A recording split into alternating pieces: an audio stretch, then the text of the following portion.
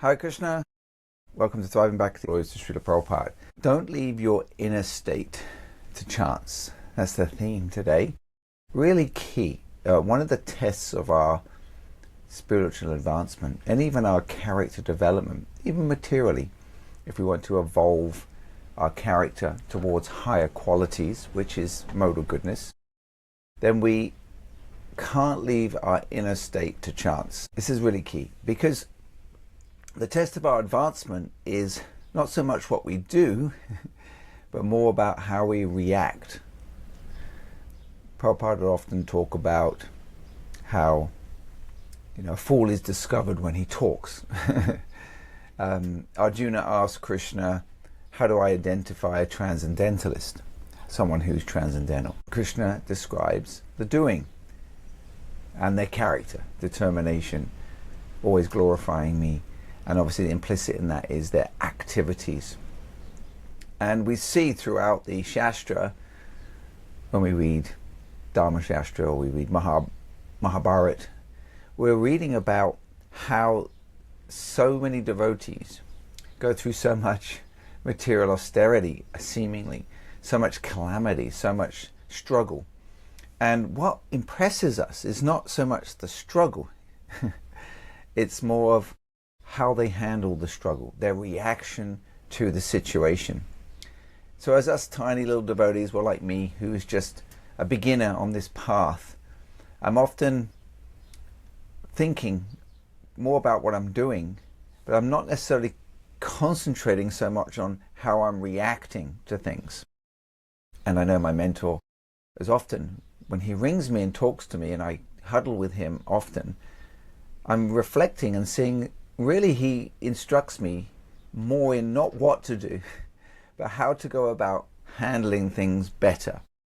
So if you're a devotee out there who wants to move forward and wants to mature fast and wants to overcome the struggles better, it's not so much about focusing on why we're struggling, it's focusing more on our character, our reaction to things. How do we handle setbacks? Just see Yudhisthira Maharaj, we see Queen Kunti's, or hear Queen Kunti's response to Krishna leaving, bring the calamities again and again. But what we see is we're attracted to how they respond. So they don't leave their inner state to chance. They are, according to their Leela and pastimes, how we relate to them is we see them challenged by their lower nature, lower responses, and how they have to make sure they intentionally focus on a higher response. And there's different types of responses. Like in the Bhagavad Gita, I say often in my classes here at the ashram, is that the modes of nature help us become intentional, monitor, and have a thermometer, a measurement of how well we're doing. And often we are can be just playing out Krishna consciousness, but we're not aware of the modes. And that's the secret of the Bhagavad Gita. Of course, it's about love, but Krishna says actually the most confidential knowledge here is about these modes of nature, how they are acting upon us. Meaning we have to be aware of the influences, the things that can affect the way we respond to things. And it's actually very humiliating, for me anyway, because often I'm thinking I'm doing service, I'm doing books, I'm doing so much outreach, I'm helping people, and then something bad happens or something challenging happens, and I react in ways that I'm not analyzing modally. I'm just going, it's just the way I am, and this devotee this, and we get angry, we get frustrated, and we're not thinking about our internal state, which is the thermometer and measurement of our advancement. Yeah, how do we do that? How do we measure our advancement? It's based on how, one of the key factors is how we responding. We can look very devotional, right? We can, Prabhu, you're so devotional, and then suddenly someone upsets you. Blah. I mean, I'm humiliated like that all the time. I intellectually believe I'm making advancements. Of course, we are making some advancement because we're exposed to Bhakti. But I wasn't aware so much and I'm sharing my slow journey to encourage you to go through your day and your month, not your years, just your week, your months, and monitor your responding to things. When things are going wrong, oh, this is happening, this sickness, finance, argument, miscommunication with a devotee, challenges at work, relationship issues. What we do is we focus, as we do in Thriving Bhakti, we move away from what's changing the doing and the circumstances to how are we responding, how are we thinking. Because the thinking comes in now, because how we think about the problem will change our response. Thinking, feeling, right? The feelings, I got angry, right? Or I got frustrated, or this happened, I'm feeling disappointed, I'm not feeling so happy. But it's the thinking that has to be addressed. So let's have a little think about the modes, right?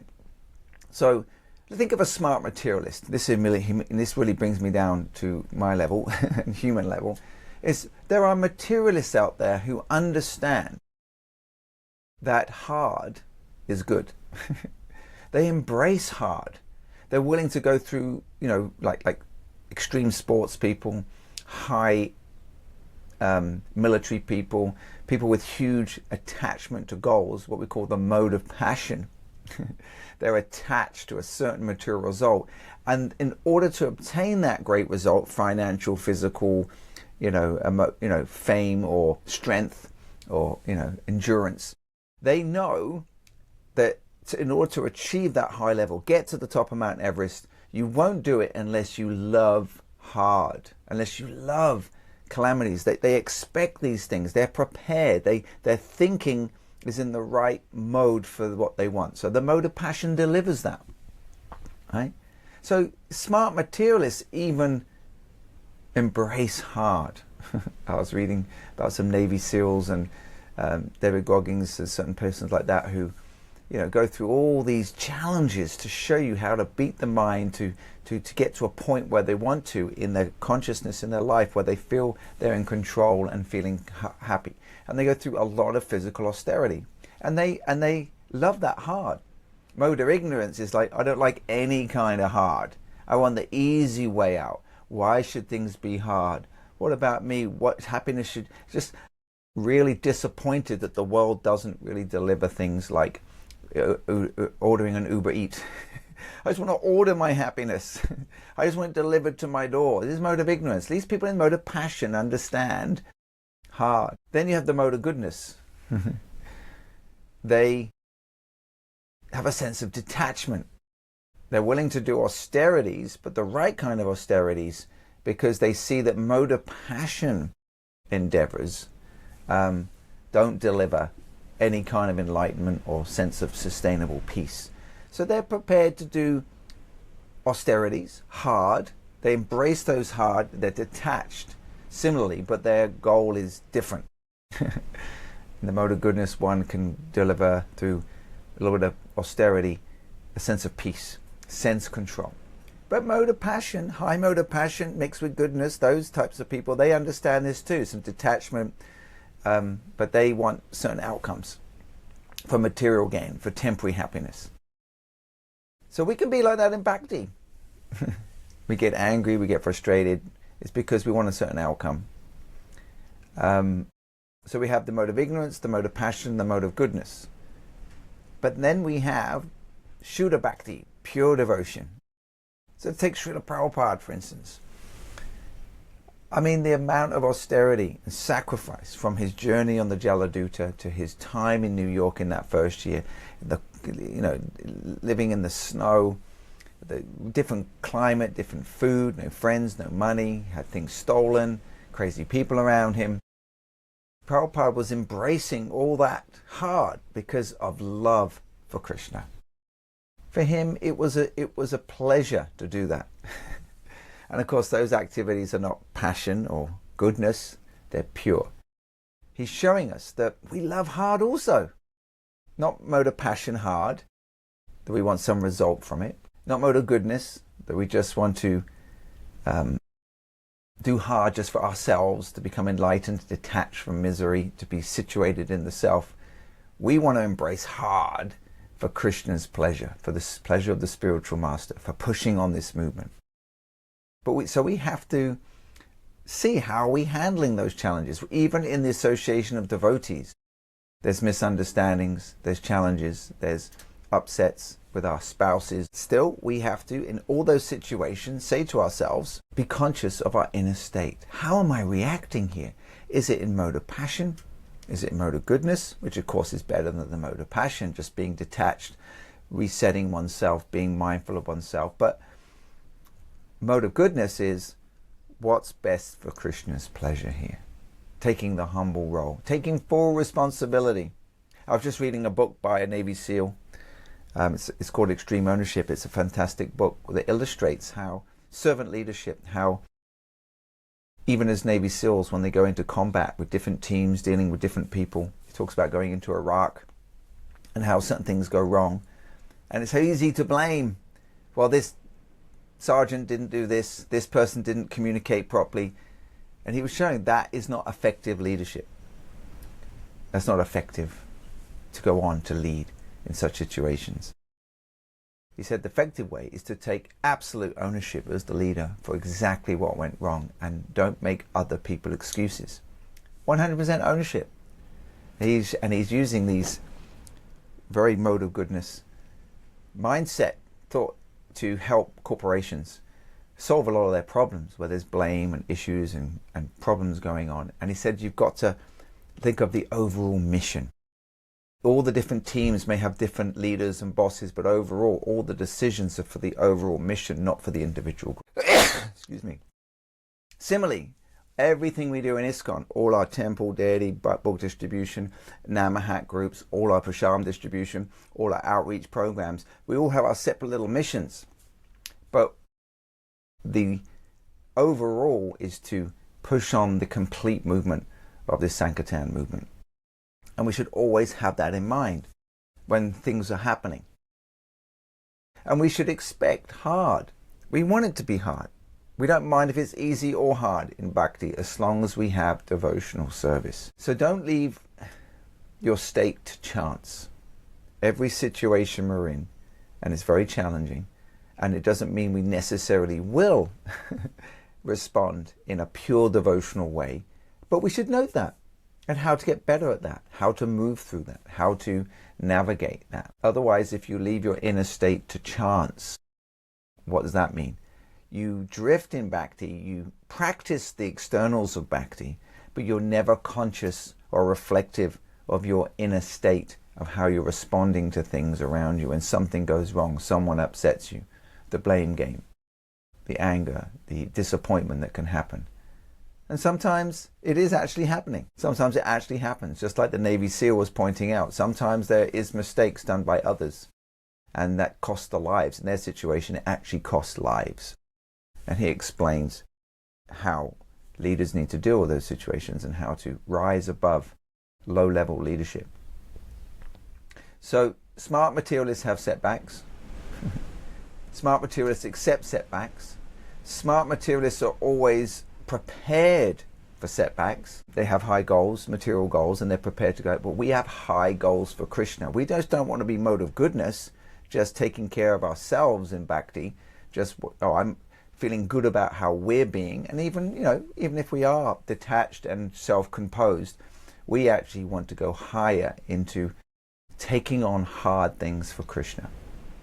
And we have forewarning and training, like Navy SEALs.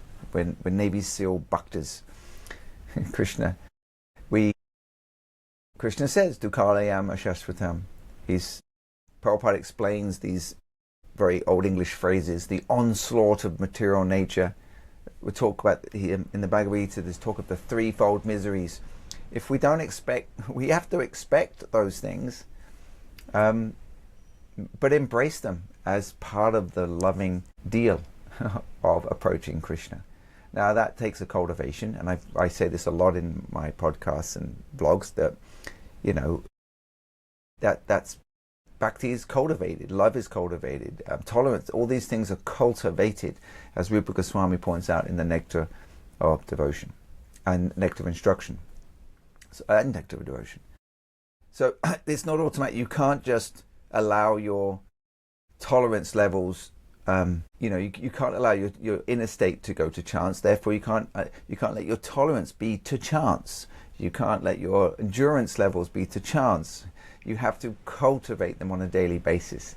And that's what I love about, that's why I enjoy what I do in sharing practical accountability and targets and goal setting. So figure out some goals right now. Let's get down to, Bhagavad Gita is an action book. So it's like Arjuna. It's like, what do I do now? Well, now you fight. Here's the next couple of hours or next days or so many days of fighting. Get on with it. It wasn't like, yeah, that was really great. I'll think about that. Maybe it will happen, and leaving it to chance. Part of the secret, the three ingredients of success is, yes, mindset. Think about it.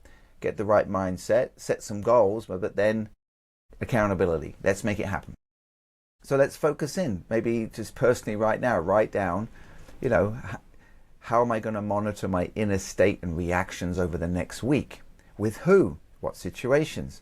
When something arises, you're challenged, write down what's going on for me. What are the modes that influence me? What mode am I susceptible when I react to things? Especially in ashram, brahmacharya ashram too. Brahmacharya ashram, just ignore others if they annoy you, right? One reaction could be you're just distancing yourself, that you're not actually going to develop more love for the persons that challenge you. You know what I mean? So we can hide out in any ashram. But what I'm saying is that, like right now, is how could you help yourself practically in the next 7 days? Look about how can I improve my inner state and be conscious. Actually, just make that a target. But it's become more conscious of how you respond to things. And then start cultivating the higher thing. So setbacks, hard is important. We see in the younger generations coming up right now that they find it very difficult challenge to deal with hard. Even in spiritual life, often it's like we just want to go to the forest and want to live in a little commune and everyone should just get on and there's no more problems and all that. Well, dream on. Life is hard. It gets harder. And the end of life is the hardest.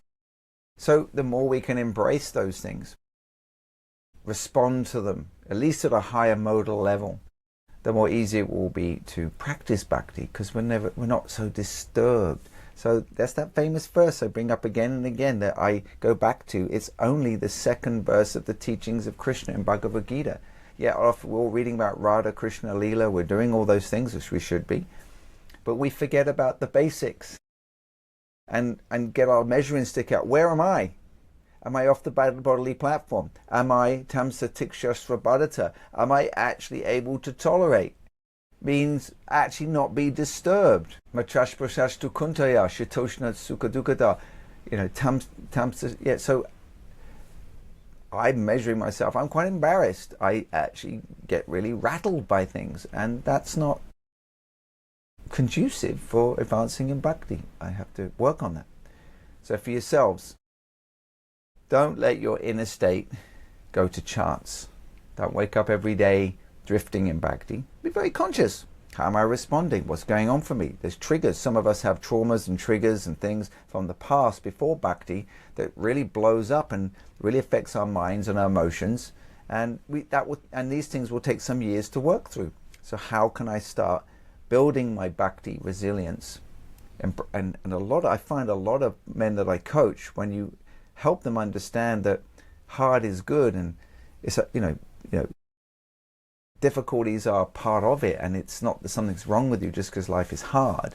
It's about just the acceptance, learning to accept, and then being able to learn to respond differently, act differently.